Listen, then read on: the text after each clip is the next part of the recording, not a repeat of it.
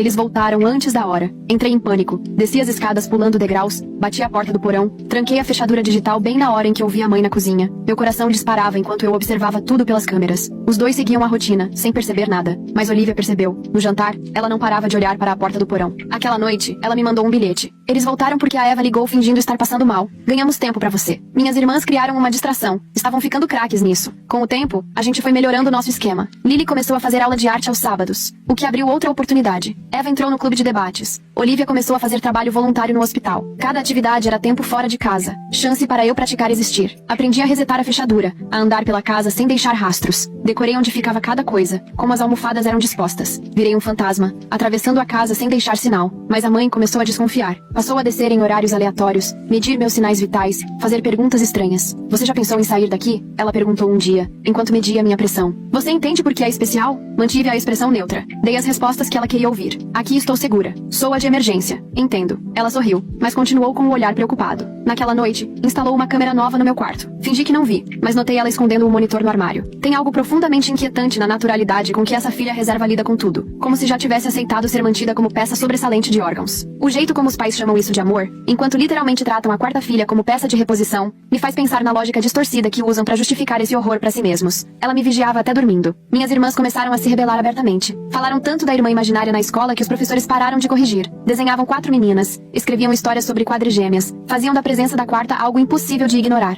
A orientadora marcou outra reunião. Dessa vez, as 3 foram juntas. Sentaram nas cadeiras de plástico e contaram a mesma história. Uma irmã morando no porão, pais mentindo, uma menina mantida como reserva de órgãos. O relatório da orientadora chamou de delírio compartilhado, laço traumático. Indicou terapia de família. Meus pais recusaram. Disseram que resolveriam em casa. A solução foi separar as 3. Lily foi pro quarto de hóspedes. Eva e Olivia proibidas de ficar juntas sem supervisão. Dividir pra conquistar. Mas subestimaram o laço entre irmãs idênticas. A gente se adaptou. Os bilhetes ficaram mais sofisticados, escondidos em lugares cada vez mais criativos. Lily deixava recados nas pinturas. Eva codificava planos no dever de matemática. Olivia aproveitava o trabalho no hospital para pesquisar leis sobre doação de órgãos. Imprimia tudo na biblioteca. Eu estudava cada documento. Aprendi sobre consentimento, autonomia do corpo, direitos que na teoria eu não tinha. Conhecimento virou uma das minhas armas. As câmeras mostravam tudo. O negócio do pai ia ladeira abaixo. O clube do livro da mãe era mesmo um clube do vinho. As brigas aumentaram. As doses também. A vigilância sobre mim ficou ainda maior. A pressão em casa só fazia crescer, como uma panela prestes a explodir. Até que Eva ficou doente de verdade. Não era um braço quebrado. Era doença séria. Febre que não passava. Juntas inchadas. Vi pelos monitores os dois levando ela pro hospital às 3 da manhã. Encostei o rosto na tela,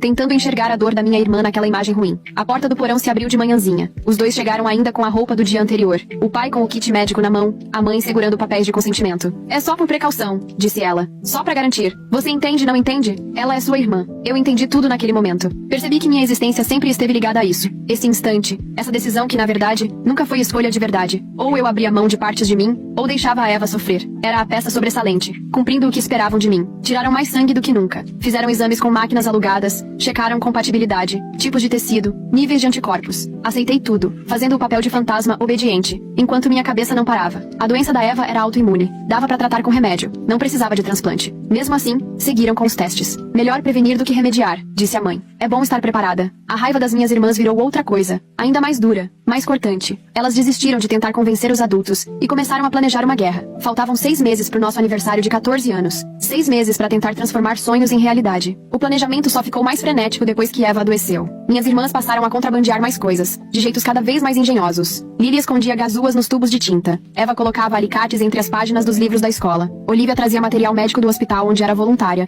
escondendo ataduras e antisséptico. As irmãs tentaram contar a verdade certa vez. Lily falou para a professora sobre uma outra irmã. A escola ligou para meus pais. E naquela noite vi minha mãe explicar calmamente sobre a quadrigêmea imaginária da Lily, dizendo que era só criatividade demais, coisa de trigêmea sensível. Recomendação da escola: terapia. No dia seguinte, colocaram uma fechadura digital na minha porta. No nosso aniversário de 13 anos, fiquei sentada no escuro ouvindo a festa no andar de cima. Risadas, música, vozes de crianças que eu nunca conheceria. À meia-noite, minhas irmãs apareceram escondidas com um cupcake e uma vela tremendo na escuridão. Faz um pedido, pediram. 3 rostos idênticos, todos chorando. Pede pra sair, a gente vai te ajudar, prometemos. Fechei os olhos, soprei a vela e pedi a única coisa que sempre desejei: existir. Mas quando o dia amanheceu, eu continuava presa no porão, assistindo a vida delas pelas câmeras borradas. Sempre a filha de emergência, o estoque humano, o fantasma que só 3 pessoas no mundo sabiam que era real. De tarde, minha mãe voltou com o kit médico.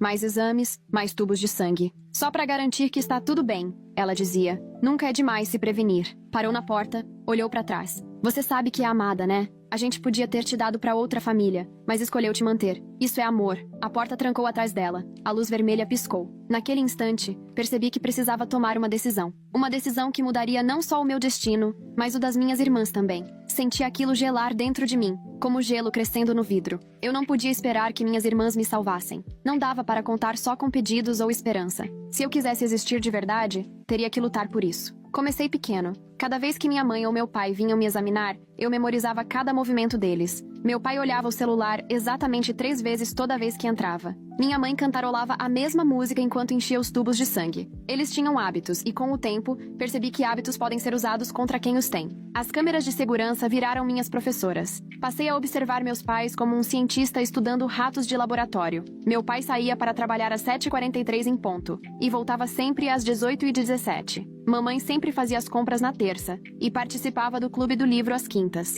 Todo dia 15 era briga por dinheiro, quando as contas chegavam. Minhas irmãs foram as primeiras a notar que eu estava diferente. Nas visitas noturnas, me flagraram fazendo flexões, abdominais, correndo parada ali mesmo. Eu precisava ficar forte, não só como reserva, mas como alguém que pudesse reagir. A Eva trouxe um caderno escondido dentro do livro de matemática, e a gente inventou um código. Uma batida nos canos queria dizer que os pais estavam acordados. 2 batidas era sinal de caminho livre. 3, emergência. O caderno virou nosso plano de fuga. Passava por baixo da porta de um lado para o outro. Eu desenhava a planta da casa de memória, marcava o campo de visão das câmeras, indicava saídas, esconderijos, zonas mortas. Minhas irmãs completavam com detalhes do andar de cima, as tábuas que rangiam, as janelas que abriam sem barulho, onde o pai deixava as chaves. O primeiro teste de verdade veio 3 semanas depois, quando Olivia tinha competição de natação no sábado. Os 2 iriam assistir, sairiam ao meio-dia e só voltariam às 4. 4 horas preciosas. Eu já vinha treinando a abrir a fechadura digital com grampos que minhas irmãs conseguiam trazer escondidos. Depois que você entende o mecanismo, fica fácil. Naquele dia, esperei eles saírem. Vi pela câmera. Contei até 300 para ter certeza de que não tinham esquecido nada. Aí fui até a fechadura. Minhas mãos tremiam, mas o corpo sabia o que fazer. Clique, clique. A luz vermelha virou verde. Pela primeira vez em 5 anos, a porta se abriu sem um adulto junto. A escada do porão parecia enorme. Subi devagar, as pernas tremendo, mais de nervoso do que de esforço. Lá em cima, outra porta. Essa destrancada. Empurrei e entrei na cozinha, que até então só conhecia das imagens das câmeras. Tudo parecia estranho. Tamanho, cor, cheiro. Ao vivo, era tudo diferente das imagens ruins que eu via. Toquei no balcão, na geladeira, numa cadeira. Tudo sólido, real, prova de que eu não estava sonhando. Queria explorar tudo, mas o tempo era curto. Achei o escritório do pai, revirei gavetas, peguei papéis de seguro, prontuários, extratos. Fotografei tudo com a câmera velha que a Eva tinha passado para mim meses antes. Prova, comprovação de que eu existia. No armário da mãe, encontrei uma caixa chamada Lembranças de Bebê. 3 pulseirinhas de hospital, 3 certidões, 3 pegadas. Nenhum sinal de uma 4ª filha. Mas lá no fundo, enrolada em papel de seda, estava uma 4ª pulseirinha. Menina D. Mesma data, mesma hora, só 3 minutos depois das outras. Eu existia. Tinha como provar. De repente, o portão da garagem tremeu. Eles voltaram antes da hora. Eu tinha uma amiga que vivia dizendo que eu, ela e o meu namorado seríamos um trisal. Eu conheci essa menina do ensino médio. Eu tenho 26 anos, isso aconteceu ano passado. A gente sempre tava na mesma vibe. Quando eu tava solteira, ela tava solteira. Quando ela tava namorando, eu tava namorando. Só que nessa época calhou de eu estar namorando e ela estar solteira. Ela sempre teve muita brincadeirinha com meu namorado. Quando tava eu e ele junto, ela ficava dizendo, ai, vamos dar beijo triplo, e fingia. Só que todo mundo ficava olhando assim e eu, tipo, ai, amiga, para com isso e tal.